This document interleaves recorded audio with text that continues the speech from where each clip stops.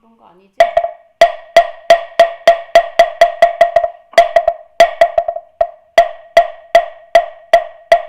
포항산매로 몸에 병이 없기를 바라지 말라. 몸에 병이 없음 탐욕이 생기기 쉽나니 그래서 성인이 말씀하시 병고로서 양약으로 삼으라 하셨느니라. 세상살이 곤란함이 없기를 바라지 말라. 세상살이에 곤란함이 없으면 업신여기 엄마 사치한 마음이 생기나니 그래서 성인이 말씀하시되 근심과 곤란으로서 세상을 살아 하셨느니라. 공부하는데 마음에 장애 없기를 바라지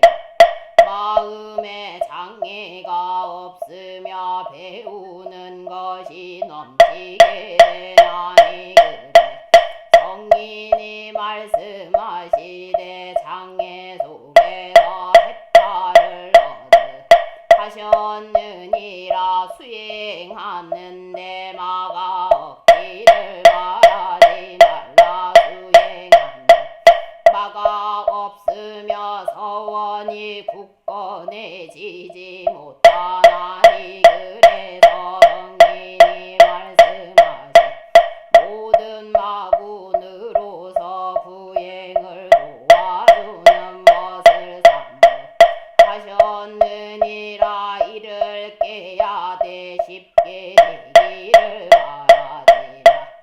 일이 쉽게 되며 뜻을 경솔한데 두게 되나니 그래서 말씀하시 여러 겁을 겪어서 이를 성취하라 하셨느니 친구를 사귀되 내가 이루기를 바라지 내가 이루고자 하면 의리를 상하게 된다니 그래서 말씀하시되 순결로서 사귐을 길게 하라 하셨느니라. 남이 내 뜻에 순종해 주기를 바라지 말라. 남이 내 뜻대로 순종해도 마음이 스스로 교만해지나니 그래서 성인이 말씀하시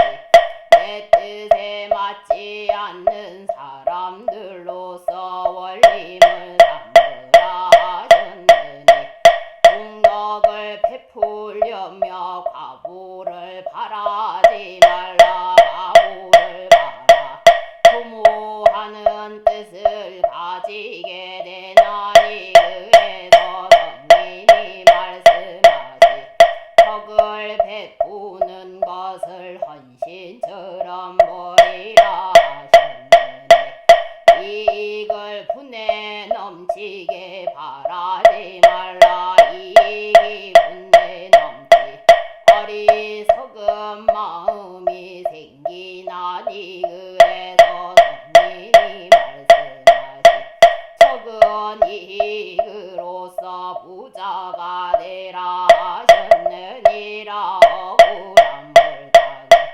밝히려고 하지 말라. 억울함을 밝히며 원망하는 마음 없게 되나니 그래서 성인이 말씀하시 억울함을 당하는 것으로 수행하는 문을 삼으라 하셨느니라.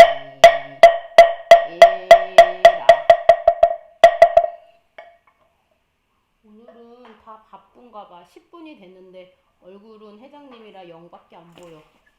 자, 그러면 계속해서 명상 시작하겠습니다. 자, 이거 화면 안 해도 되니까 영상 시작은 한 10분 정도 하겠습니다.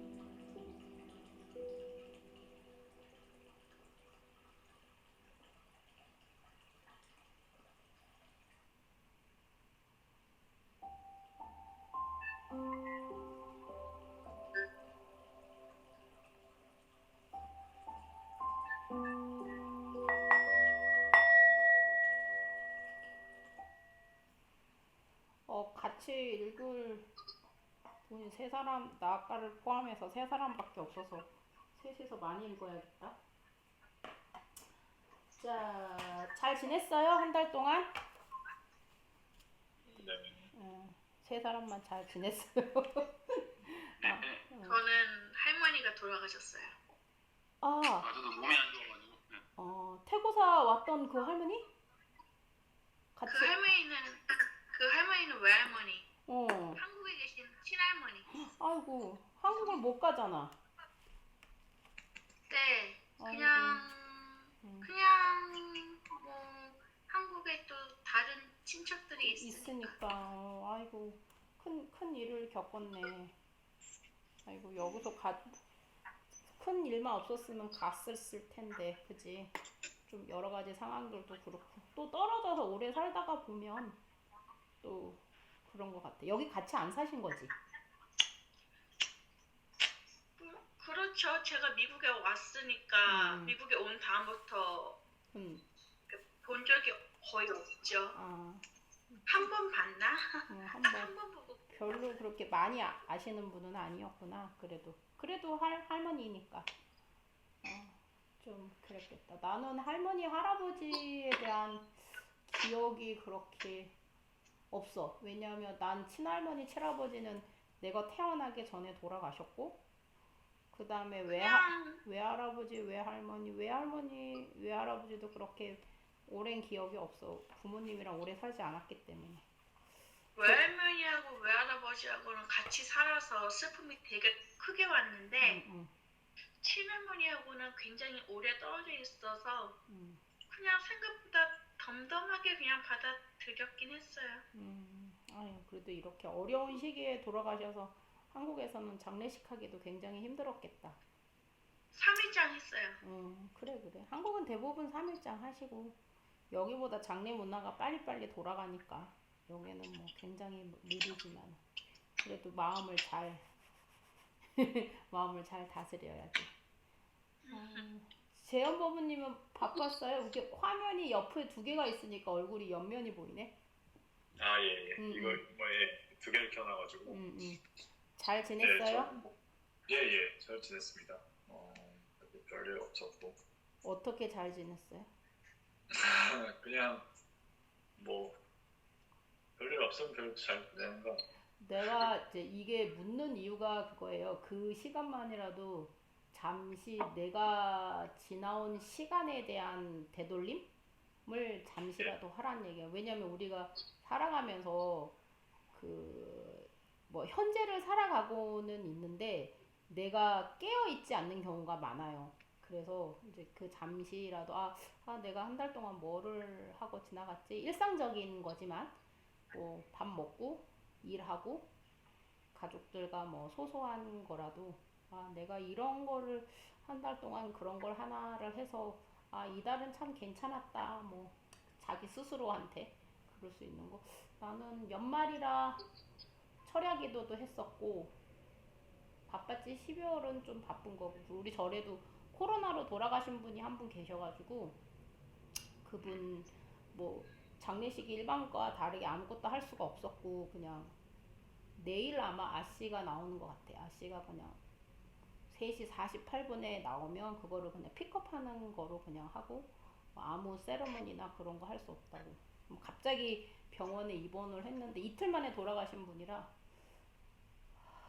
그 가족이 굉장히 많이 힘들고 있지. 62세셨는데 나는 사실 한 번도 뵌 적도 없고 코로나 때문에 사실 그 뭐 제사 지내기도 좀 그런데 뭐 직접적으로 친족들은 실질적으로 제사에 오지 않아. 왜냐하면 그 코로나 뭐 2주 격리도 좀 있고 그래서 언니, 조카 이렇게 두 분만 와서 뭐 미국에서 제사를 지내는데 얼마나 많은 분들이 참석을 하겠냐마는 좀 가는 길이 좀 쓸쓸하다고 해야 되나? 서글프다고 해야 되나? 그런 거. 그리고 돌아가신 분이 좀 꽃을 좋아하셔서 우리 불단에 꽃이 좀 많이 있지. 다른 때보다는. 그래서 한 달을 뭐 일요일마다 라울라는 이거 법회 보거든요. 구글 미팅으로. 그래서 일요일마다 또 그거 하고 화요일마다 또 여기 법회 보고 또 가끔 태고사 들어가고 12월 달은 많이 못 들어갔어요. 그 태고사가 트럭을 샀는데 아직까지 액세서리가 완전하게 완비가 안 돼서 연말이다 보니까 딜리버리가 많이 늦더라고. 그런 일상들. 뭐 매일 닭이 오늘은 알을 하나밖에 안 낳았어. 원래 닭이 알을 평균 잡아 3개, 4개는 놓는데 어제는 기분이 좀 안 좋았나 봐. 내가 먹을 걸 적게 줬나?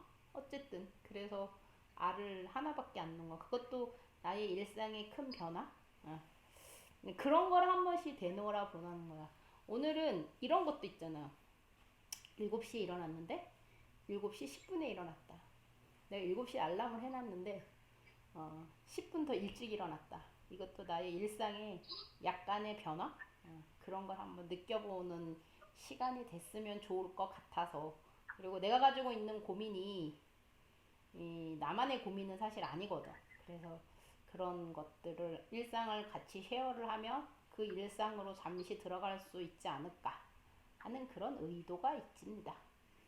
그 다음에 그러면 우리 형준 버부님은 뭐 하고 지냈어요? 한 달 동안? 저요? 예. 그냥 일하면서 지냈는데 저도 최근에 아파가지고 몸살 때문에 몸도 좀 아픈데 1월에 하루 종일 집에서 쉬어가지고 막 몸살 감기에 걸려서 그래서 혹시나 코비드 걸렸나 해가지고 테스트도 했거든요. 근데 다행히 코비드는 네거티브가 나와서 다행히 좀 코비드 걸린 줄 알아가지고 그랬겠다. 왜냐면 계속 사람들을 만나고 있는 잡이다 보니까 네, 그런 거 위험성을 그거 할 수는 없지. 그래도 제가 저희 직원 중에 한 명이 또 걸렸어요. 아이고. 그냥 이제 안 나오고 있는데 그래서 저는 걸린 줄 알고 또 막 이것저것 막 좀 다운돼 있었는데 다행히 코비드는 네거티브로 나와가지고 근데 아직도 좀 회복하고 있어요. 얼굴이 헬스케 보여.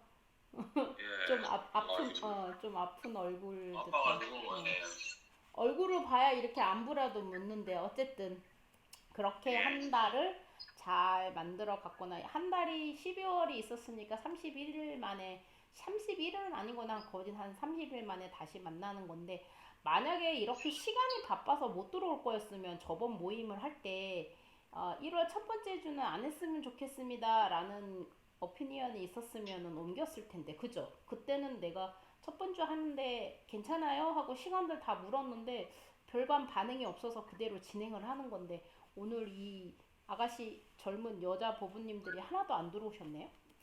뭐 오늘 되게 재밌는데 아니 재밌다기보다는 저번 달에 그 자아에 대한 질문이었다면 오늘은 그 자아를 하는 윤회에 대한 거가 주로 내용이거든요. 근데 원래는 그렇잖아요. 불교에서 지금 무아 브라이언 민 스님 예. 브라이언 민 들어오지 않았나요 지금? 브라이언 민 들어왔는데 지금 화면을 꺼놨기 때문에 예. 마이크를 꺼놨기 때문에 말을 안 하고 싶다는 뜻이에요. 그러면 그냥 의견을 오피니언을 그대로 받아들이는데 아니 브라이언 어떻게 잘 지냈어요? 네, 저 지금 제 노트북으로 들어올라 했는데 노트북이 망가져가지고 지금 그냥 전화기 제 폰으로 했어요 그냥. 네, 둘 다 가능해요. 네. 한 달 어떻게 지냈어요? 잘 지냈습니다. 저도 한 2주 12월 말 한 2주 이제 쉬고 재택근무한 지는 이제 거의 2달 돼가네요. 그래서 그냥 비행기는 재택근무를 어떻게 해? 저 요즘 그냥 그 설계만 하고 있어서 그냥 집에서 설계해요 그냥. 네. 그러긴 하겠다. 이제 미국은 사실 재택근무가 일을 더 많이 한다고 하더라고. 한국은 재택근무가 일을 더 적게 하는데 그 얘기 하더라고. 더 많이 하게 된다고 집에 있다 보니까 시간에 해야 되는 일이 훨씬 더 많다고 그렇게 얘기하더라고. 다행히도 생각만큼 많지 않은데 집에 있다 보니까 그냥 뭐 좀 더 편하긴 하네요. 그냥 뭐 일어날 때 일어나고 뭐 먹고 싶을 때 먹었고 그냥 그냥 중간에 뭐 일 봐야 되면 잠깐 나갔다 오고 그래서 그냥 잘 있습니다. 그렇구나. 이제 원래 그런 거를 재택근무를 하다 보면은 조금 생활에 그냥 그 시스템이 조금 그 바이오 리듬이 조금 더 그거 해질 것 같아. 달라질 것 같아. 네, 그래서 원래 이맘때쯤에 이제 항상 제가 어디 뭐 여행을 잠깐 가거나 그 태고사 가든 어디 갔다 오는데 코로나라서 뭐 그냥 뭐 어딜 가도 그냥 별로 뭐 남한테도 좋은 것 같지는 않고 저한테도 좋은 것 같지 않아서 그냥 집에만 있을 때 조금 무료는 하네요. 네. 나는 뭐 그 코로나 이전과 이후의 삶의 변화가 그렇게 많지는 않아. 이제 신도들이 뭐 코로나 전에는 100% 왔다면 지금은 한 60%, 70% 우리는 정상적으로 법회 다 보고 있거든. 온라인, 네. 오프라인으로 두 개 다 보고 있기 때문에 별반 많이 차이 없고 내가 이거 법회 보잖아, 라울라 법회 보잖아. 그다음 금요일마다 제사 지내야 되거든. 그러니까 여러 가지 일이 있어서 우리 스님들의 일상은 그렇게 많이 변화가 있는 것 같지는 않아. 이제 그저 이제 찾아오는 사람들의 얼굴이 없고 그 다음에 그러니까 그냥 예약 없이 그때는 예전에는 그냥 찾아왔다면 지금은 꼭 마스크 쓰고 스님 갈 수 있습니까 하고 물어보고 오시는 분들이 있으시니까 난 그거는 또 좀 되게 좋아진 것 같다는 생각은 들어. 어쨌든 그 문화가 좀 많이 바뀌지 않을까. 그런 것 같아. 자, 오늘 그러면 이거 바로 시작할게요. 저희가 아마 이번 달, 다음 달에서 2장을 맞춰야 되기 때문에 2장이 좀 많더라고, 내용들이. 저번에 그 아예 내 자신, 아에 대한 정의가 뭐 확실하게까지는 아니지만 그게 지어졌다며 지금은 아까 이야기 시작하다가 말았는데 불교에서 무아라고 해요. 그러니까 아가 없다고 얘기를 하거든요. 그러면 그 아가 없는데 어떻게 불교에서 윤회를 하냐는 거야. 윤회는 하는데 아가 없이 어떻게 윤회하냐. 이게 이제 불교 초기 불교 시대의 부파 불교 시대의 가장 큰 논쟁 중에 하나예요. 아는 없다고 하는데 왜 윤회, 뭐가 윤회를 하냐는 거야. 내가 없다고 얘기를 하는데 이제 거기에 질문을 이제 아에 대한 정의를 앞에서 조금 더 한 번 더 했기 때문에 그 개념을 다 그게 하고 그때도 이제 아마 이 질문을 사람들이 이해를 쉽게 못하는 거예요. 그래서 못하니까 또 비유를 들어주세요. 또 비유를 들어주세요. 그래서 어떤 질문에 대해서는 한번 4번 정도 비유를 들어서 이거를 설명을 하는 부분들도 오늘 있더라고요. 그래서 오늘 윤회에 대한 불교 안에서 이게 지금 기원 전후죠. 그러니까 1세기에서 3세기, 기원 전 1세기에서 기원 후 2세기에 있는 당시 대승불교가 일어나고 부파불교가 아주 활발하게 발달이 됐고 초기 불교도 그대로 있는 이 시점에서 미란나 왕문경이라는 경전 안에서 윤회와 아에 대한 개념이 어떻게 정립이 되고 있는지 한번 보겠습니다. 오늘 저는 이거 하면서 이거를 불교에 대한 기본 교리가 안 돼 있는 사람들한테 이게 과연 이해가 가능할까? 그래서 제가 저기 회장법부님한테 이메일 한번 돌리세요, 한번 읽어오세요라고 이야기는 했었습니다. 근데 뭐 일상생활을 하면서 이거를 읽을 만한 시간이 얼마나 있겠냐마는 미란다 왕문경 읽으면 조금 빠져드는 느낌이 들어요, 저한테는. 그래서 맞아, 이거를 이렇게 생각할 수 있었었는데 이걸 이렇게 비유를 들 수 있었는데 지금 미란다는 왕이잖아요. 그리고 미란다가 왕이고 이 나선 비교가 왕에게 설명을 할 때 뭐 정치적인 부분, 군사적인 부분, 사회적인 부분으로 비유를 들어서 설명을 해줘요. 근데 이제 이 비유라는 한계가 시대적인 거에 좀 멈춰 있기 때문에 이거를 지금 현재 21세기에 왔으면 어떻게 나선 비구가 미란다에게 이런 비유를 들어서 설명을 해줬을까, 그런 고민을 하면서 저는 같이 읽었거든요. 자, 그러면은 18페이지부터 같이 읽으면서 내용 조금씩 정리를 해가겠습니다.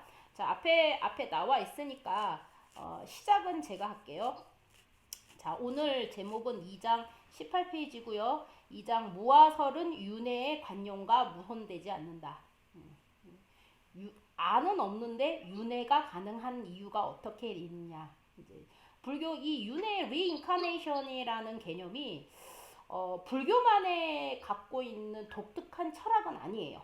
그 당시에 인도 사상이라는 브라만교 사상 내에서 불교가 나왔기 때문에 일종의 이런 거예요. 겐지스 강이 이제 부처님 시대 가장 큰, 한국으로 말하면 한강, 그 다음에 여기로 말하면 큰 강이 뭐 있어? 콜로라도 리버.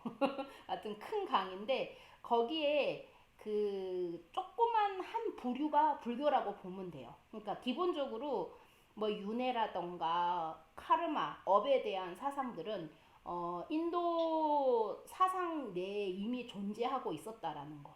그런데 문제는 이 시다르타가 이 불교 교리에 대해서 기본적으로 갖고 있는 브라만교의 인도 사상에 대해서 조금 뒤집은 게 있어요. 그러니까 그 뒤집은 게 사실 혁명적인 사건들이에요. 그런 건데 이제 이 무아에 대한 개념이라던가, 그러니까 윤회는 이제 불교 안에서 죽으면 다시 태어나는데, 이게 육도 윤회라. 오늘 내가 이런 질문을 한 적이 있어요. 앞으로 이제 우리가 AI 시대 해가지고 로봇들이 있을 거 아니야. 그러니까 로봇을 불교가 죽고 나서 다시 윤회하는 그 육도 윤회 안에는 안 들잖아요. 그러니까 윤회를 안 하잖아. 로봇은 재생을 하는 거지. 리사이클은 할 거 아니야. 뭐 철덩이라던가 뭐 알루미늄 같은 거나 뭐 이런 거. 그래서 과연 AI 시대에서 윤회의 개념을 어떻게 다시 쓸 수 있을까? 조금 다른 개념으로 발달이 될 것 같아. 그러니까 업에 대한 개념이 로봇에게 어떻게 적용이 될까? 오늘 문득 그게 생각이 들더라고.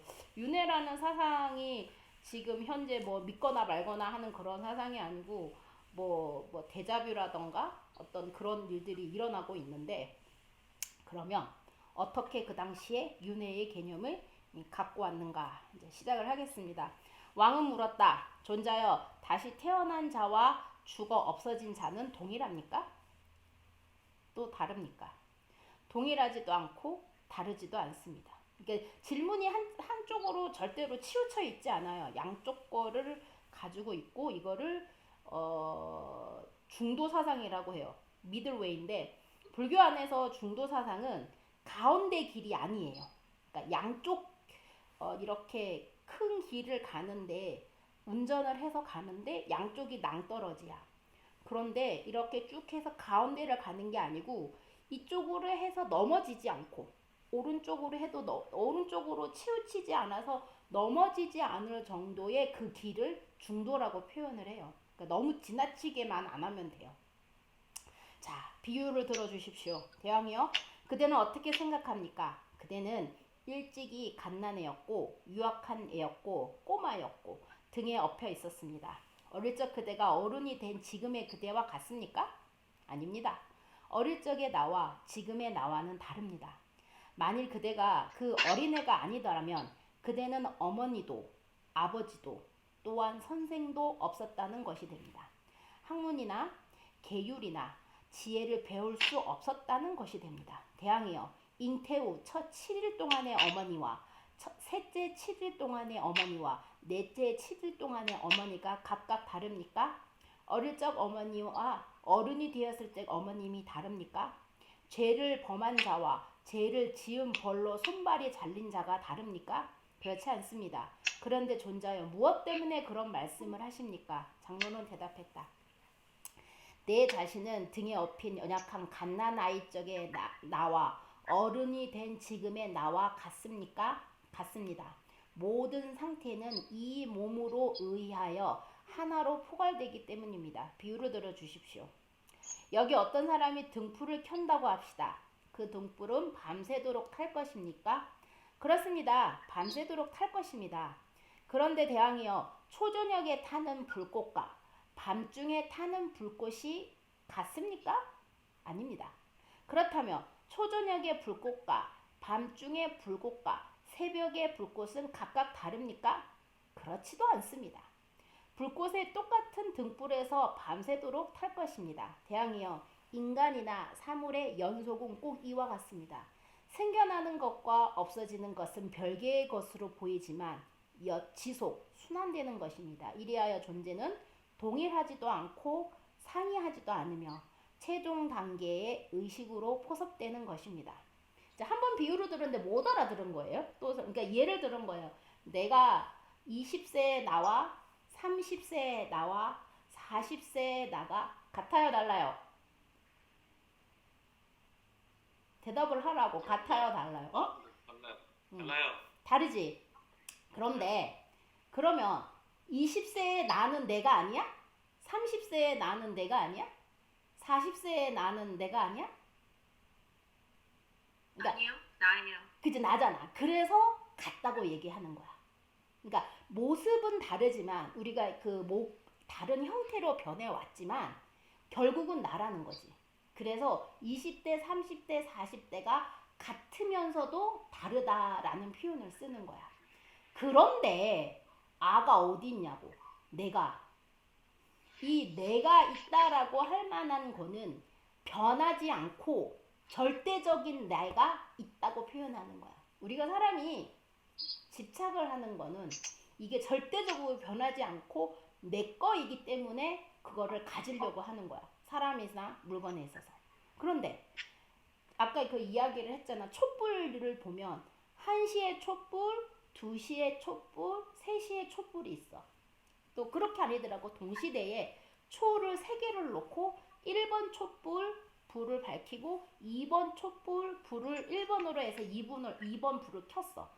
3번 촛불은 2번으로 해서 또 3번 촛불을 켰어. 이 촛불의 3개가 같아요, 달라요? 달라요? 네, 같아요? 같으면서도 달라요. 자, 왜냐면 1번 촛불, 2번 촛불, 3번 촛불은 각각 모양은 다르지만 촛불을 보면 1번으로 인해서 2번이 생겼고 2번으로 인해서 3번이 생겼어. 그러면 이 촛불이 1번으로 인해서 3번이 생겼지만 결국은 같은 촛불이잖아. 그래서 같으면서도 다르다라는 표현을 하는 거야. 이제 우리가 윤회를 하잖아. 그런데 여기서 그러는 거야. 윤회를 하는데 내가 없대. 내가 없는데 뭐로 윤회를 하냐고. 근데 그 내가 없다라는 말이 어떤 의미를 갖고 있는지를 여기 비유를 들어서 설명하는 거예요. 자, 공대 여러분. 이제 이 교리를 따지다 보면은 모호한 진리가 있어요. 한번 생각해 보시면 이 교리가 굉장히 재밌어요. 자, 계속해서 읽겠습니다. 다시 한번 비유를 들어 주십시오. 대항이요. 우유가 변하는 경우도 같습니다. 짜낸 우유는 얼마 후에 굳은 우유가 되고 다음에는 버터가 기름으로 변합니다. 만일 우유가 굳은 우유나 버터나 버터 기름과 똑같다고 하는 사람이 있다면 대항은 그 말이 옳다고 하겠습니까? 아닙니다. 옳지 않습니다. 그러나 그것들은 우유로부터 만들어진 것입니다. 대항이요. 인간이나 사물의 연속은 꼭 그와 같습니다. 생겨나는 것도 없어지는 것은 별개의 것이지만 서로 앞서거니 뒤지지 않고 동시에 지속됩니다. 이리하여 모든 존재는 동일하지도 않고 상이하지도 않으며 최종 단계의 의식으로 포섭되는 것입니다. 잘 알겠습니다. 자, 이 왕은 질문을 하고 대답을 얻어갔어요. 여러분, 이 의미 이해하겠어요? 잘 아시겠어요? 모르겠는데요. 계속하면 이제 그 모르겠다라는 그 모르는 부분을 가지고 캐시천을 갖고 이 장이 끝나면 답이 나옵니다.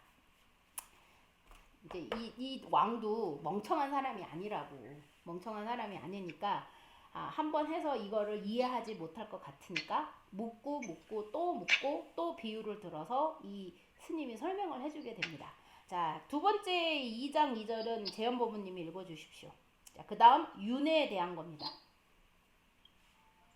2장이 윤회에 관하여 왕은 물었다.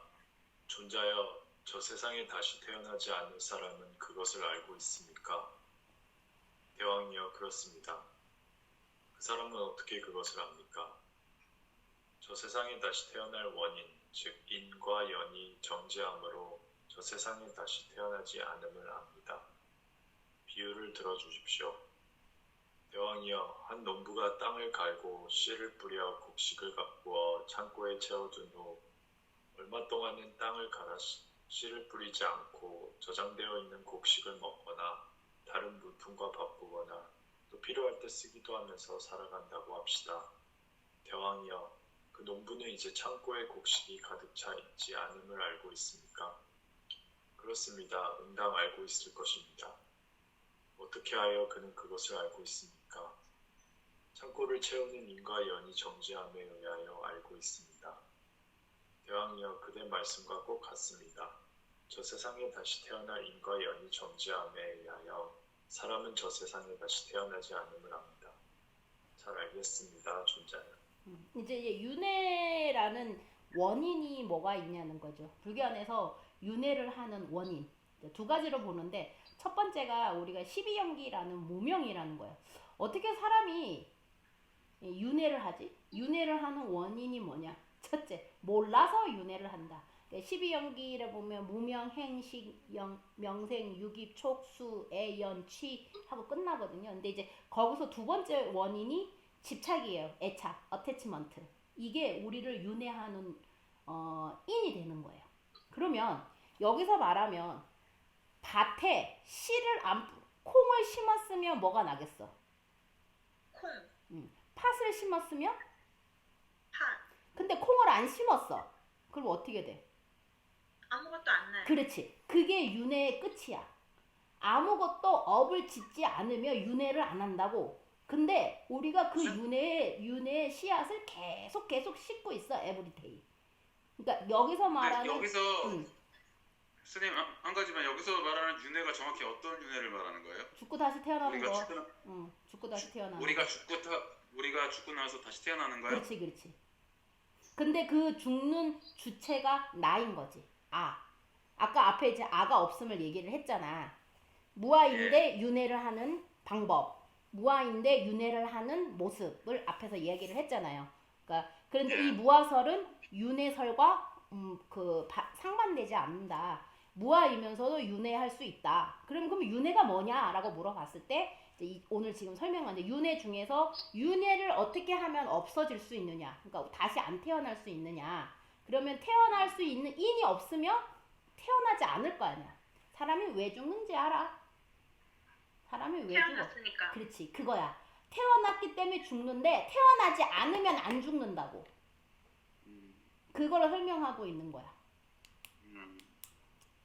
내가 오늘 손가락을 다쳤어. 아파. 이거 원인이 뭐야?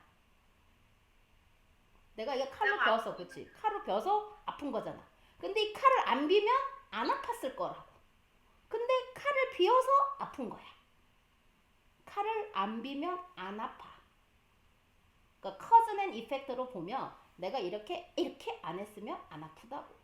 윤회를 할 만한 인을 심지 않으면. 자, 윤회를 하는 인이 뭐가, 여기서 이제 비유를 한 번밖에 안 들었는데 아까 그러잖아.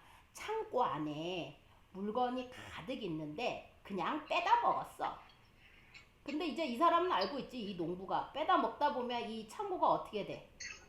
비어요. 비잖아. 그럼 더 이상 저장할 수 없다라는 걸 아는 거지. 이제 깨달은 사람은 다시 태어나지 않을 거를 아냐 그랬더니 알고 있다. 어떻게 아냐? 네가 그 농부가 밭에 심을 때 그 농사를 지어서 창고에 가득 채워놨는데 다시 농사를 지어서 채워놓지 않으면 그 결국 창고가 비어간다는 사실을 알고 있다. 그렇듯이 윤회란 인을 심지 않으면 연이 발생하지 않는다. 자, 계속해서 또 똑같이 질문을 스님 윤회하지 그 질문이 하나가 올라왔는데 그 캡처에 어디 나와야 네? 그거 제가 질문. 드릴게요. 응. 제가 읽어드릴게요. 스님, 윤회하지 않고 태어나지 않으면 아는 없어지나? 그 아에 대한 정의를 다시 앞에 1장에서 좀 봐야 봤는데 아가 당연히 아가 없어야지 윤회하지 않지.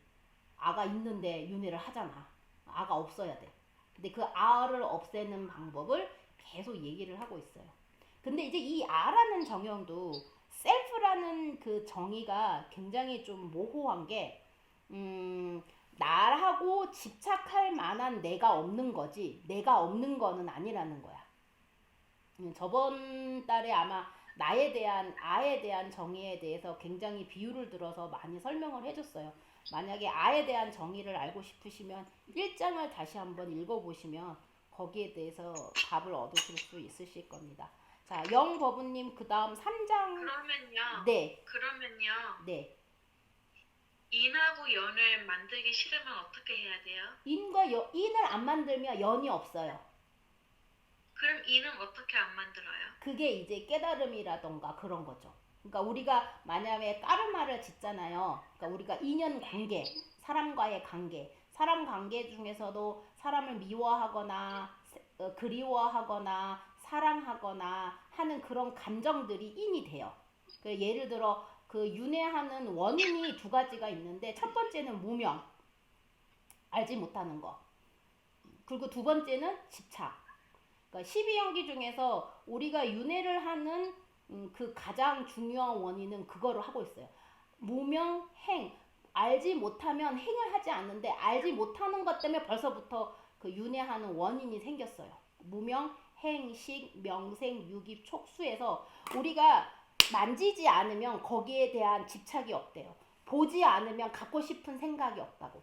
제가 예를 들어 이런 적이 있었어요. 제가 행자 때 되게 좀 그 자아 고민 같은 그 고백 같은 건데 제가 한 18달에 제가 스님이 됐는데 목닥을 이렇게 막 치잖아요. 그러면 한국에는 그 도네이션을 그냥 부처님 앞에 이렇게 보이게 올려요. 미국은 이렇게 봉투 안에 넣잖아요. 한국은 이렇게 그 부처님 앞에 그냥 뭐 1,000원짜리 뭐 500원짜리 이렇게 놓는데 목닥을 치면서 이런 생각을 하는 거야. 그 내가 이제 브레싱을 하고 있는데 내가 왜 이거 지금 현재 이 브레싱을 하고 있는 걸까? 할머니들이 저렇게 보시하는 저걸 때문에 내가 하고 있는가? 그래서 기도를 할 때 제가 눈을 잘 감아요. 왜냐면 그거 안 보려고. 아무 생각이 안 일어난다고. 그러니까 보면 생각이 일어나. 만지면 아 부드럽다. 이걸 갖고 싶다. 그런 생각이 일어난다고. 이 감각에 의해서.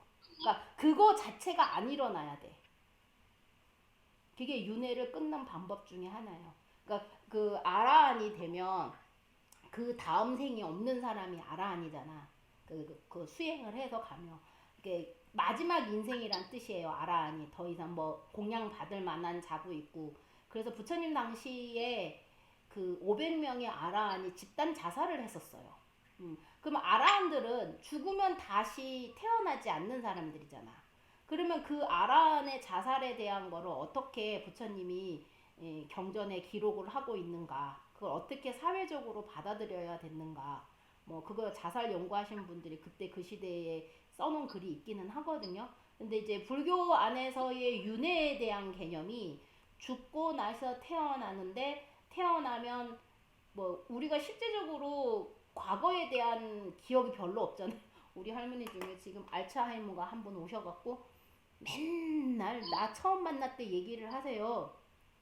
보살님 어저께 저한테 그 저기 뭐야 과일 뭐 먹었다고 했는데 기억하세요? 했더니 스님 전 그런 건 기억을 못해요. 그러세요. 그러니까 어제 일은 기억을 못 하시는 거야. 계속 그 생각이 없어지더라고. 그런데 또 한 3년 전의 이야기는 너무 잘 기억하고 계셔.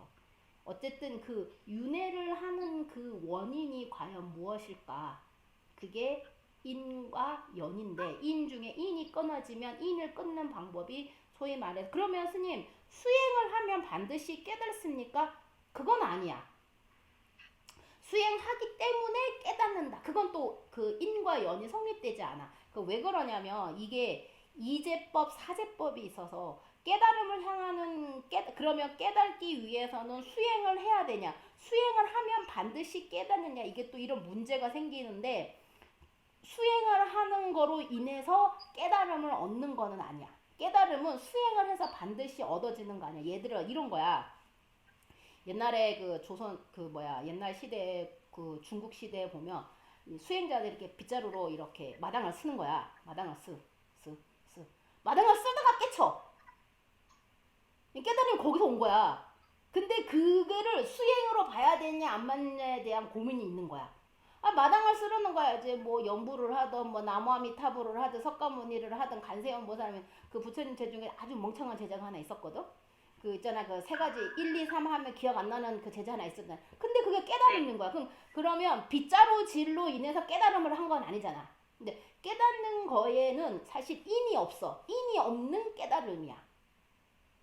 윤회는 인이 있다고. 인이 있어야 연이 나타나는 거야. 연은 여러 가지 방법으로 나타나지만 어쨌든 자 계속 하겠습니다. 자 3장 읽어주십시오. 제가요? 아니요 영보부님. 아, 저요? 네. 아, 네. 해탈하면 지식은 해탈하면 지식은 없어지는가? 응. 왕은 물었다. 존자여, 지식을 가진 자는 지혜도 가집니까? 그러합니다, 대왕이여. 지식과 지혜는 둘 다 같은 것입니까? 그러합니다. 그렇다면 지식과 지혜를 가진 사람은 당혹하는 일이 있습니까? 또는 없습니까? 어떤 일에 대해서는 미혹하고 어떤 일에 대해서는 당혹하지 않습니다. 어떤 일에 대해서 당혹합니까? 아직 익히지 않은 기술의 영역이나 아직 가본 적이 없는 지방이나 아직 들어보지 못한 명칭과 수로 등에 대해서는 당혹할 것입니다. 어떤 일에 대해서 당혹하지 않습니까? 통찰에 의하여 달관한 것, 즉 무상이라든가 고라든가 무아라고 하는 것들에 대해서는 당혹하지 않을 것입니다. 그렇다면 깨친 사람의 어리석음은 어떻게 됩니까? 지혜가 생기자마자 곧 어리석음은 사라져 버립니다. 비유를 들어주십시오. 사람이 어두운 방 안으로 등불을 가져왔을 때 어둠이 사라지고 밝음이 나타나는 것과 같습니다. 존자여, 그렇다면 지혜는 어디로 갑니까? 지혜는 자신의 해야 할 일을 성취하자마자 곧 사라집니다. 그러나 지혜에 의하여 성취된 무상이라고 알며 고라고 알며 무아라고 아는 깨달음은 없어지지 않습니다. 존자여, 지금 말씀에 대하여 비유를 들어주십시오. 어떤 사람이 한밤중에 서기더러 등불을 밝혀 편지를 쓰게 한 다음 등불을 끄는 경우와 같습니다. 이 경우 등불은 꺼져도 편지는 없어지지 않습니다. 마찬가지로 지혜는 사라지지만 지혜에 의하여 성취된 무상, 고, 무아에 대한 깨달음은 없어지지 않습니다. 다시 한번 비유를 들어주십시오. 동쪽 어느 시골에는 집집마다 5개의 물병을 준비해 두었다가 화재가 나면 끄는 풍속이 있습니다.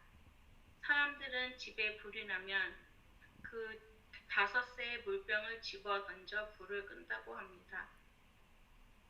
불이 꺼진 다음에도 그 사람들은 물병을 계속 사용하려고 생각하겠습니까? 아닙니다, 존자여. 물병들은 이제 소용이 없습니다. 불을 끈 다음에 물병이 무슨 소용이 있겠습니까? 대왕이여, 5개의 물병은 5개의 뛰어난 수행력, 즉 신행, 정진, 전념, 정신통일, 지혜와 같고 시골 사람들은 수행자와 같으며 그 불은 번뇌와 같습니다. 5개의 물병으로 불을 끄는 것과 같이 5개의 뛰어난 수행력에 의하여 모든 번뇌의 불을 끕니다. 이리하여 이미 없어진 번뇌는 2번 다시 일어나는 일이 없습니다. 또 비유를 들어주십시오. 의사가 약초로 만든 5가지 약을 환자에게 먹여 병을 낫게 했다고 합시다. 이 경우 병이 나은 후에도 의사는 그에게 약의 효과를 보이려고 생각하겠습니까? 아닙니다. 약은 이제 할 일을 다 했습니다. 병이 나는 사람에게 약이 무슨 소용이 있겠습니까? 대왕이여, 꼭 그와 같습니다.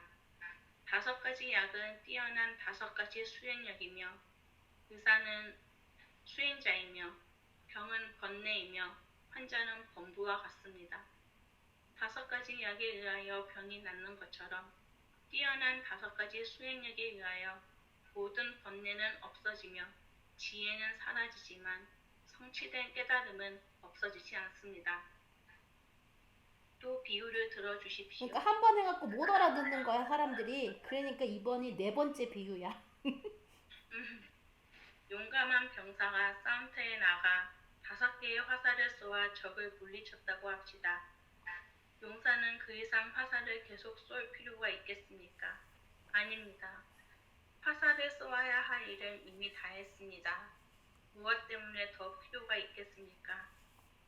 대왕이여, 그와 같습니다.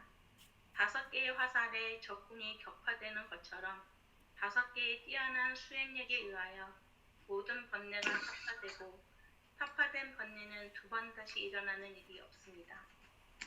이같이 지혜는 할 일을 마치자마자 곧 없어지지만 그 지혜에 의하여 성취된 무상과 고와 무아에 대한 깨달음은 없어지지 않습니다.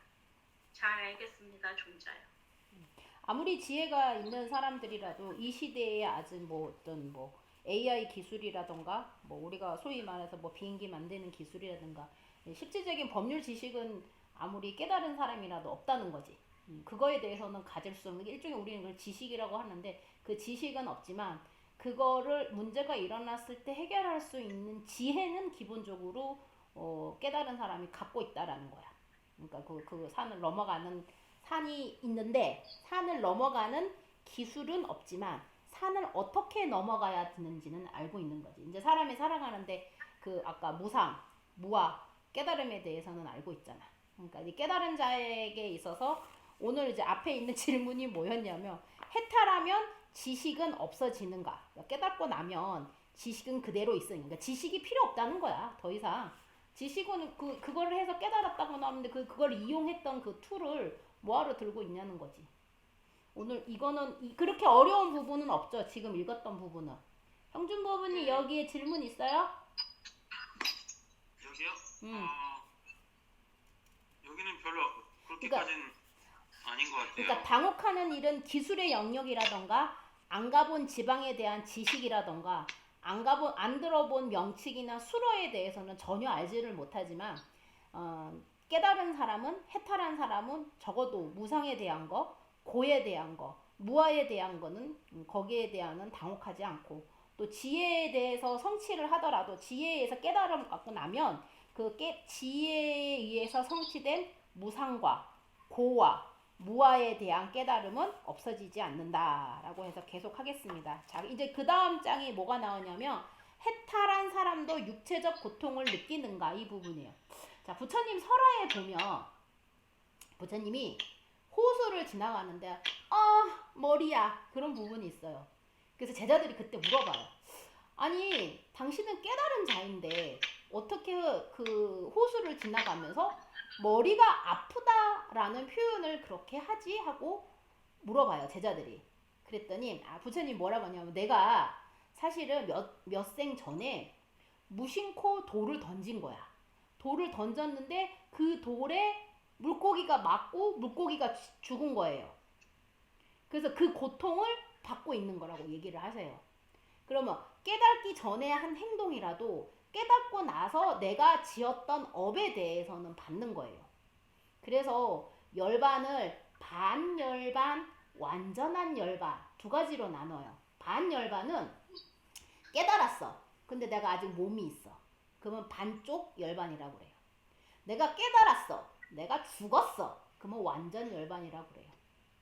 열반에 이제 두 가지 종류가 있는데 이제 부처님 당시에도 설화에 보면 두통을 느꼈다라고 해요. 그러니까 해탈한 사람, 깨달은 사람도 육체적 고통은 느낄 수 있다. 왜? 이 몸이 있기 때문에. 자, 브라이언 읽을 수 있겠어요, 중간아? 보여요? 네. 할 되나요? 네, 읽어주십시오. 네. 2장 4. 해탈한 사람도 육체적 고통을 느끼는가? 왕이 물었다. 나아가세나 존자여, 저 세상에 태어나지 않을 사람도 괴로움을 느끼면까? 존자는 대답했다. 어떤 괴로움은 느끼고 어떤 괴로움은 느끼지 않습니다. 어떤 것을 느끼고 어떤 것을 느끼지 않습니까? 대왕이여, 육체적인 고통은 느끼지만 정신적인 고통은 느끼지 않습니다. 어찌하여 그러합니까? 대왕이여, 육체적인 고통의 인과 연은 계속하기 때문에 느끼지만 정신적인 고통의 인과 연은 끝나기 때문에 느끼지 않습니다. 세존께서는 한 가지 괴로움, 즉 육체적인 괴로움만을 느끼며 정신적인 괴로움을 느끼지 않는다고 말씀하셨습니다. 존자여, 그렇다면 그 사람, 육체적인 괴로움을 느끼는 해탈한 사람은 왜 완전한 열반에 들지 않습니까? 대왕이여, 아라한에게는 사랑하고 좋아하거나 싫어하고 미워하는 일이 없습니다. 그는 익지 않은 과일, 즉 몸을 흔들어 떨어뜨리지 않고 익기를 기다리겠다. 대왕이여, 이것 샤리푸타 장로는 이렇게 읽었습니다. 나는 죽음을 환영하지도 않으며 삶을 환영하지도 않는다. 품파리가 품삯을 기다리는 것처럼 나는 다가올 때를 기다린다. 나는 죽음을 바라지도 않으며 삶을 바라지도 않는다. 바로 알고 바로 생각하며 나는 때가 오는 것을 기다린다. 개성을 들은 왕은 말하였다. 잘 알겠습니다. 존자요. 그러니까 여기서 이제 그 고통에 대한 두 가지 개념이 있는 거예요. 부처님께서 마음은 아까 이제 머리는 아팠지만 실질적으로 마음이 괴로웠던 건 아니라는 거지.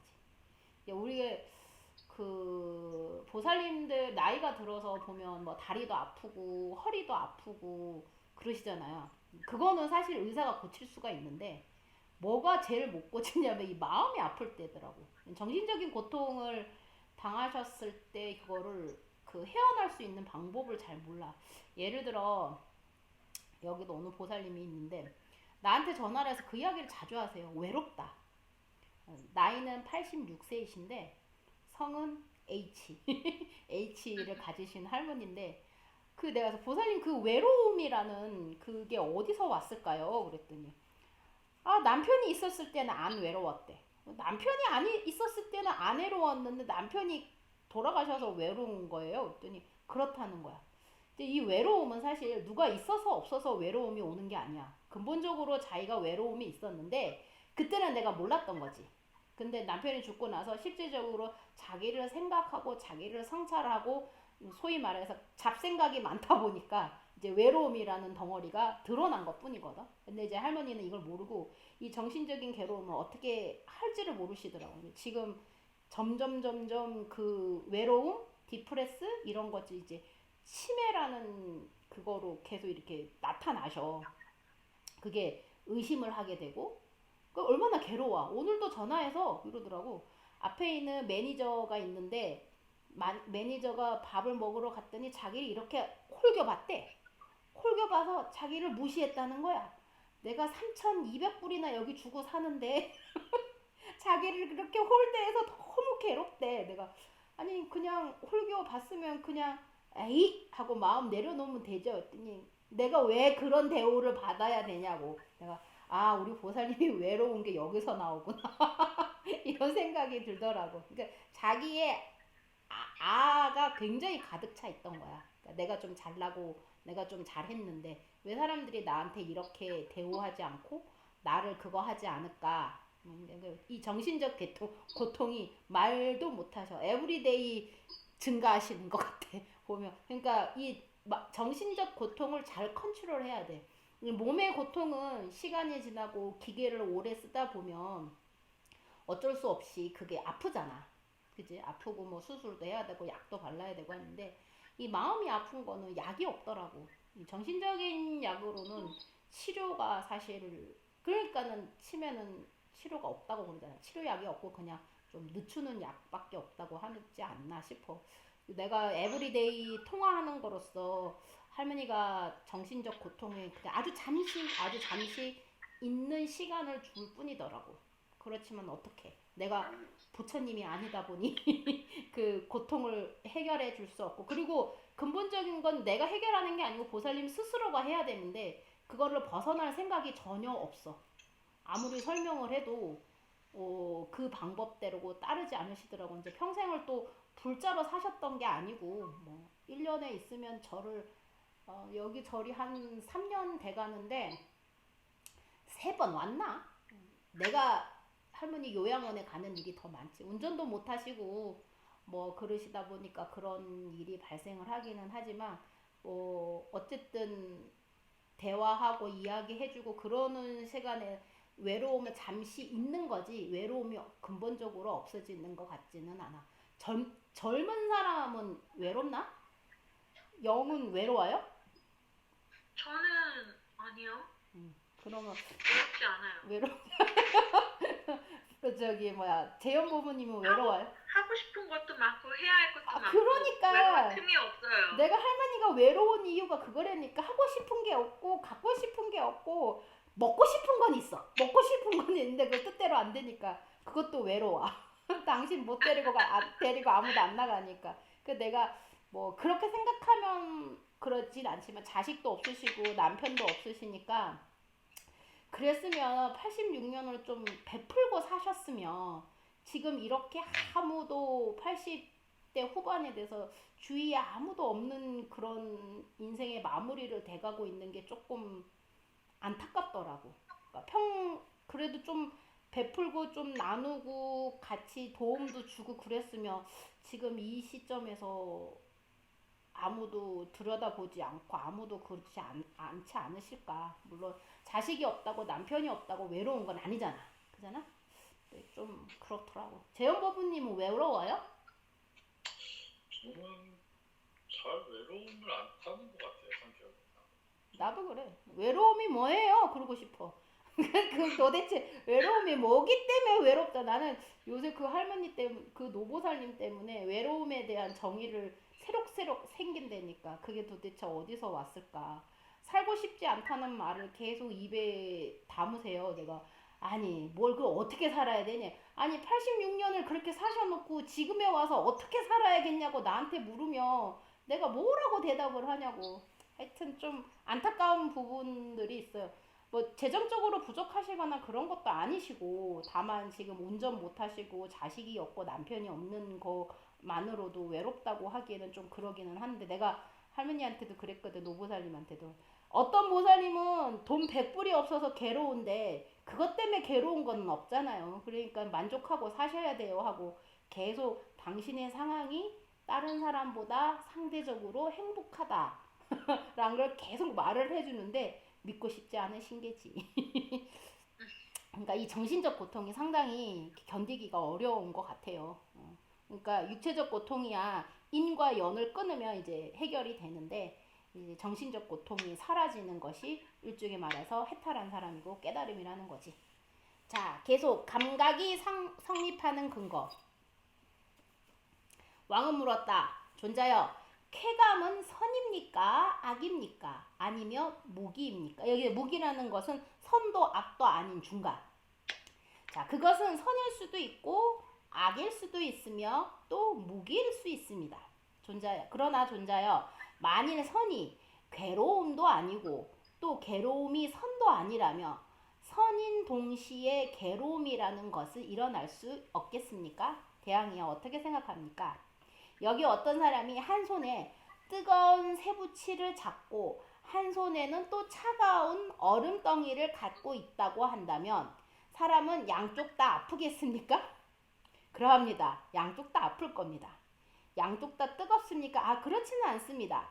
그렇다면 그대는 잘못 알고 있습니다. 만일 뜨거움이 아프게 한다면 양손이 다 뜨거운 것이 아니므로 고통은 뜨거움에서 생길 수 없으며 또 만일 차가움이 아프게 한다면 양손 다 차가운 것이 아니므로 고통은 차가움에서 생길 수 없습니다. 대왕이여, 그렇다면 어찌하여 양손 다 아플 수 있겠습니까? 양손 다 뜨거운 것도 아니요 양손 다 차가운 것도 아니므로 고통은 뜨거움에서도 차가움에서도 생길 리가 없습니다. 존자여, 나는 그대와 같은 논사와는 토론하여 대적할 수 없습니다. 존자여, 그 문제가 어째서 그러한가를 설명해 주시면 감사하겠습니다. 그래서 장로는 아비달마론부터 유도된 문제를 설명함으로써 미란다 왕을 설복시켰다. 대왕이여, 세속 생활에 관계된 6가지 기쁨이 있고 세속을 버림에서 관계된 6가지 기쁨이 있으며 세속 생활에 관계된 6가지 슬픔이 있고 세속을 버림으로 관계된 6가지 슬픔이 있으며 세속 생활에 관계된 6가지 평정이 있고 세속을 버림으로 관계된 6가지 평정이 있습니다. 이같이 6가지 계열에 각각 6가지 감각이 있습니다. 즉 현재의 36가지의 감각이 있고 과거에 36가지 감각이 있으며 미래에 36가지 감각이 있습니다. 또 합치면 108가지가 됩니다. 잘 알겠습니다. 존자여.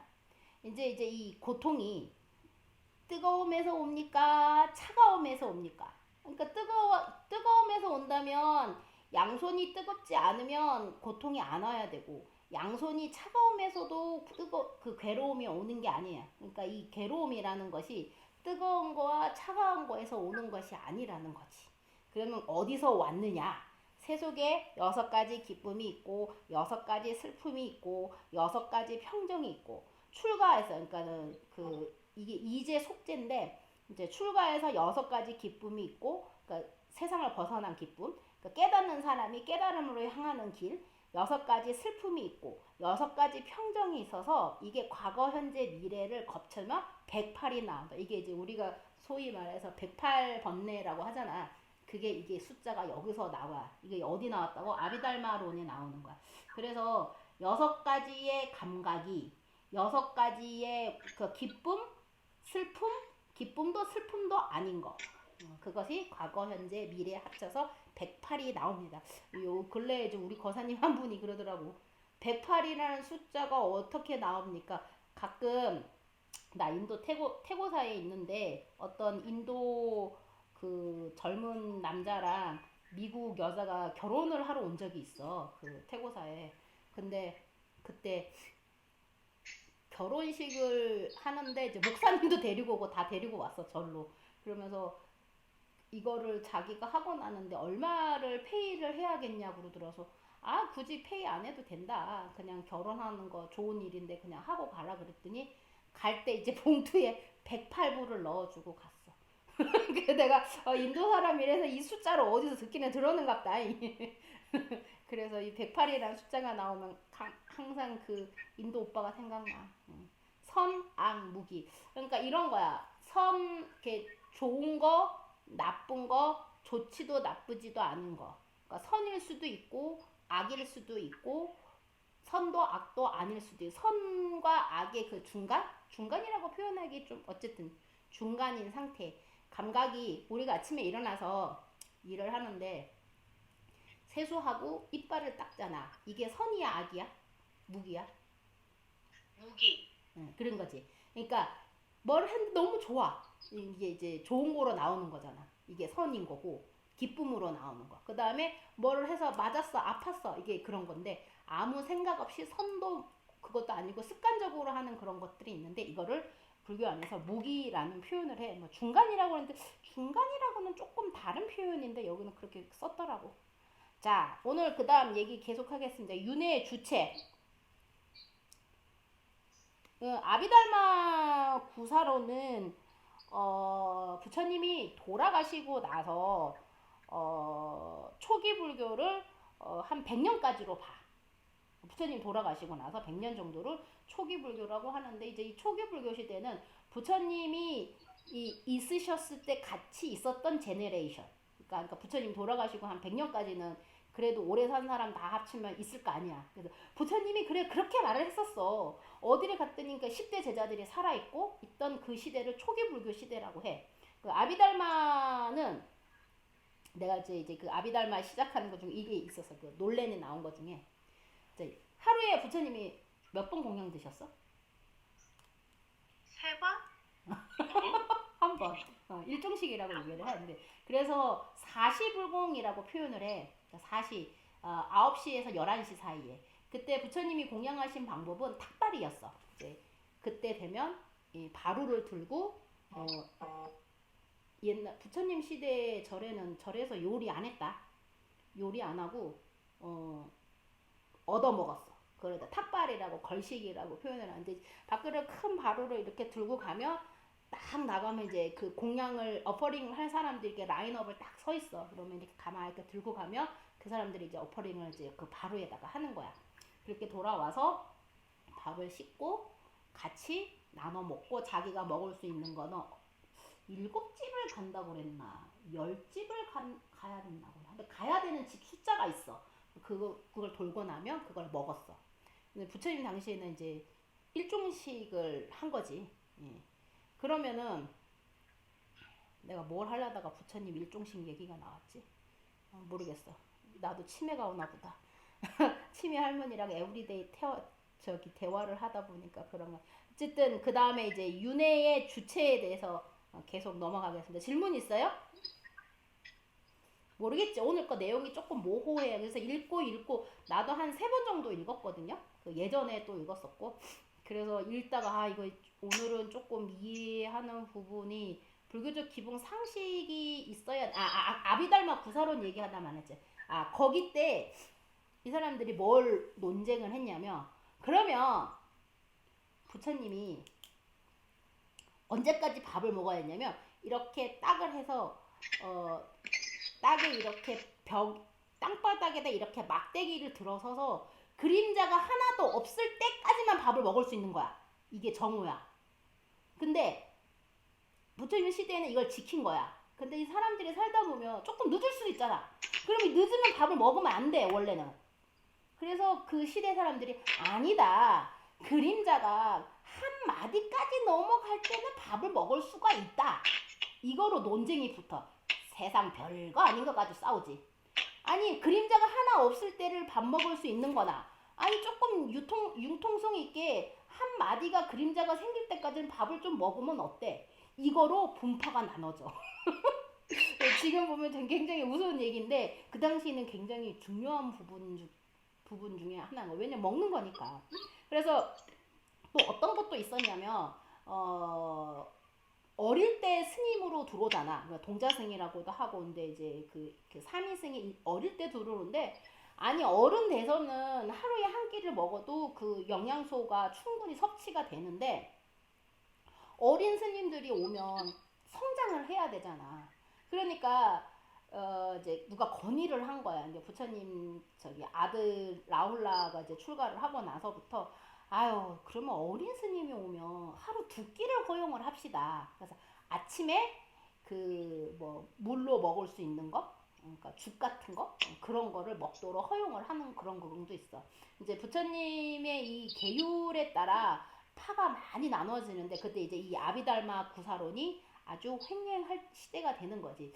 중국으로 말하면 춘추 전국 시대처럼 불교의 그 여러 사상이나 뭐 자이나교, 브라만교, 불교, 그 다음에 또 몇 가지의 그 사상가들이 대표적인 사상가들이 나와서 자기네 그 설법을 많이 드날리게 되는데 이제 이때 이 붓다도 한 명의 큰 사상가 중에 하나였다는 거지. 부처님이 여러 가지 사상 중에서 가장 시대의 혁명적인 사상은 계급 타파에 있었어. 계급 타파와 여성 인권에 대한 뭐 지금으로 보면 평등까지는 아니지만 여성 인권에 대해서 인정하는 부분이 그 시대의 혁명적인 것을. 여자 어른 5명이라 남자 어른 5명이 있어서 여기가 몇 사람이 있냐면 인도 시대에는 5명밖에 없는 거야. 여자는 아예 숫자에 포함되지도 않았던 시대에 그가 여성의 출가를 허용한 거는 사실 시대적인 혁명가 아니면 생각할 수 없었던 부분 중에 하나였거든. 그래도 그 뒤에 부처님 제자들 중에 500명의 비구가 모여서 그 계율을 그 제정을 하다 보니까 조금 남성 편향적인 내용들이 없지는 않아. 그래도 부처님 시대에 보면 그런 내용이 있거든. 부처님 10대 제자 중에서 부르나 존자. 그러니까 부르나 존자는 10대 제자 중에서 설법을 잘하는 존자였는데 그 부르나 존자는 사실 석가족의 이발사였거든. 이발사면 그 당시에 굉장히 하층 계급이야. 뭐 브라만이나 크샤트리아는 같이 겸상도 안 하는, 밥도 같이 안 먹어야 되는. 그래서 부처님 10대 제자 중에 계급이 하층 계급들이 좀 몇 명이 포함되어 있는데 그래서 사람들이 출가를 하고 나서 부처님한테 막 그래. 나 저 어제까지 내 수염 깎아주고 내 머리 깎아줬던 저 부르나랑 한 밥상 못 먹는다. 나랑 저런 사람이랑 같은 대우 받지 못 받는다 하고 굉장히 그 시대에 그 반역을 일으켜 나중에 출가한 사람이. 그때 부처님이 무슨 말씀을 하셨냐면 사람이 어떻게 태어났느냐, 그러니까 브라만으로 태어났느냐, 크사트리아로 태어났느냐, 수드라로 태어났느냐가 중요한 게 아니고 그 사람의 행위가, 그러니까 그 사람이 하는 행동이 브라만이면 브라만이고 크사트리아면 크사트리아고 수드라면 수드라는 거지. 그러니까 그 사람이 어떻게 태어난 신분이 중요한 게 아니고 그 사람의 행위, 그러니까 자기가 어떤 그런 성스럽고 사회에 누가 봐도 모범적인 행동을 한다면 그것을 우리는 귀족이라 부르고 그렇게 부를 수 있다고. 근데 재현 부부님 왜 이거 듣고 쓱 웃어? 브라만 같아 그대는? 아니, 그 내용 들어본 거 본 적 있죠? 네, 부처님 기초교리나 그 붓다의 설법이나 이런 내용 보면 붓다가 얼마나 그 사회적으로 이게 사실 지금도 인도에서는 허용되지 않는 사상이에요. 그 계급이 아직 살아있는 나라이고 그리고 부처님 시대의 여성 출가는 정말 센세이션이에요. 여성 출가를 그래서 처음에는 많이 말리셨어요. 부처님 첫 번째 여성 출가가 마하파자파티라고 부처님 이모였어요. 그러니까 이모이면서 부처님을 키워주신 분. 그 다음에 두 번째 여성 회자가 그 야쇼다라잖아. 야쇼다라 자기 부인이 출가를 했을 때 그걸 받아들이는데 그래서 그 설화에 보면 3번을 거절해요. 3번을 거절을 하시는데 한 번은 이런 적도 있었대. 그 마파자파티가 머리카락을 다 이렇게 다 펼치고 부처님 보고 지나가라 그래.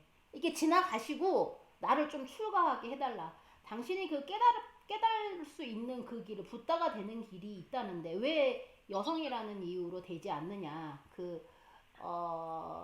부처님의 그런 설화에 보면 여성 출가에 대한 내용이 뭐 팔경계도 있고 막 이런데 이 팔경계는 사실 부처님 시대에 만들어진 게 아니고 뒤에 부처님이 돌아가시고 나서 이 아비달마나 어떤 그 제자들이 결집을 할 때 만들어지지 않았을까. 그러니까 출가를 허용한 붓다가 8경계까지 그리고 8경계가 어떻게 보면 여성 보호법이 될 수도 있었지 않았냐. 그렇게 얘기를 8경계가 뭔지 모르죠. 네.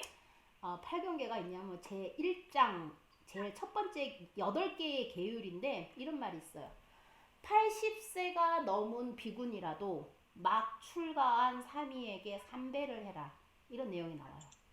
그러니까 막 한 18, 19배 출가한 그러니까 남자 스님, 비군 스님이 오면 비군이는 가서 여성 출가해서 도를 깨쳤다 하더라도 가서 3배를 해야 되는 거야. 그러니까 여성 입장에서 보면 말도 안 되는 거지. 할머니가 손주뻘한테 가서 절하는 거야.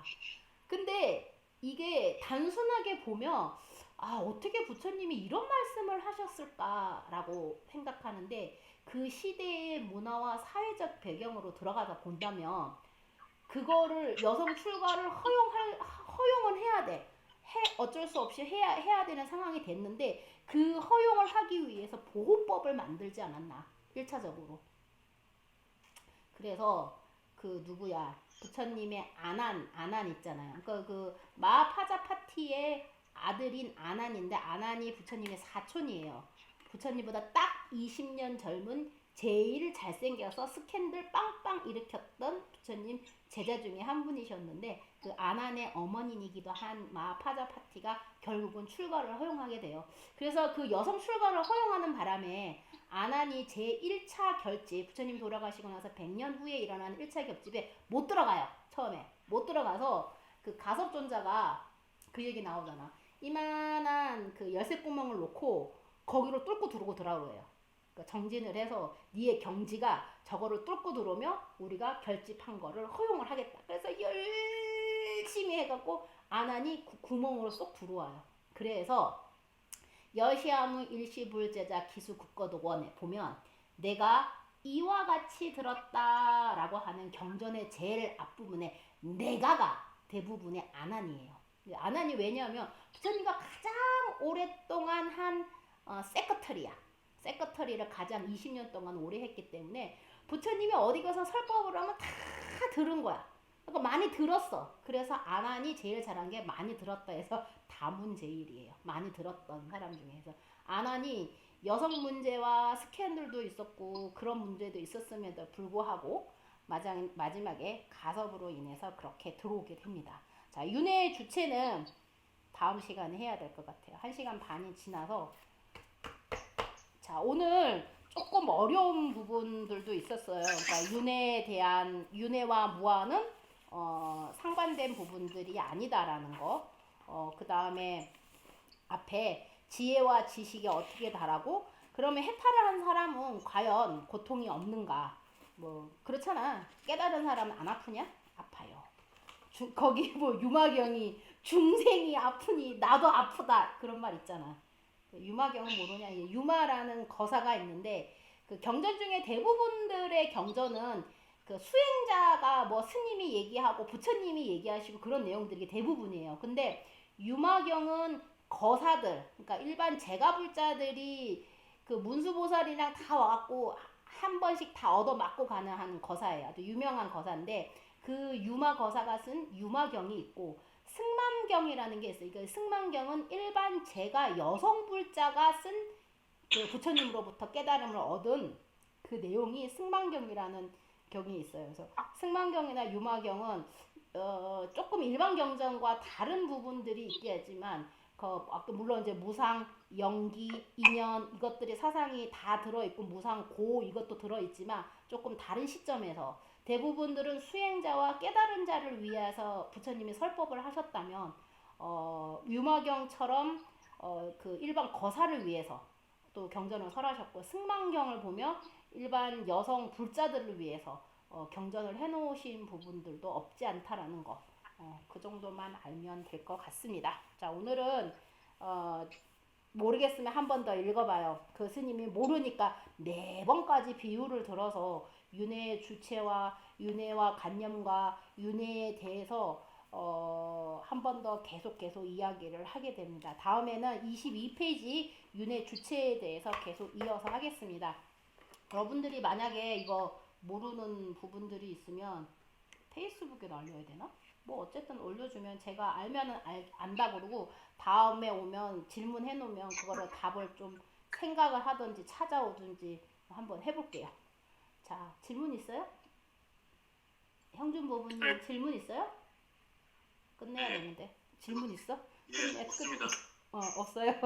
자, 그러면 다음 주에 다음 달에 만약에 그 한번 이메일 돌려서 이 시간이 저기 뭐야 바빠서 못 들어온 건가? 연초라서? 아니 그 뭐야 그거 뭐라 그래? 그거래서 바빠서 갈 데도 없다며. 아니 그 스님 저희 항상 1, 2월이 그 출석이 가장 낮아요. 그랬나? 아니야, 우리 1월 2일에 창단식 했을 때는 40명도 모였어. 너 기억 안 나? 아니에요. 이때가 항상 사람들이 가장 적었어요. 아, 회장님 말씀이 맞을 겁니다. 전 회장님. X 회장님이라고 그러셔야 되나? X 회장님 말씀이 맞을 겁니다. 나는 항상 많았던 걸로 기억하고 1, 2월이 많았었던 것 같은데 그랬구나. 야, 그 동빈이는 결혼했다고 올라오더라? 네, 엄청 빠르더라고요. 네. 빨라. 내가 하는 말이 다 있다. 이 코로나라도 안 할 건 할 건 다 하고 사는구나 하고. 여기서 와서 안 그래도 결혼식 한다고 1월 2일 날 그 저기 뭐야 시청 가서 간단하게 하고 리세션은 2년 뒤에 코로나가 완전히 안정이 된 다음에 하겠습니다. 그렇게 얘기를 하더라고. 뭐 어쨌든 간에 세상이 이러하더라도 그 올해 많이 돌아가셨다는데 올해 작년이라 인구 증가를 위해서 많은 사람들이 노력을 해야 되지 않나 싶습니다.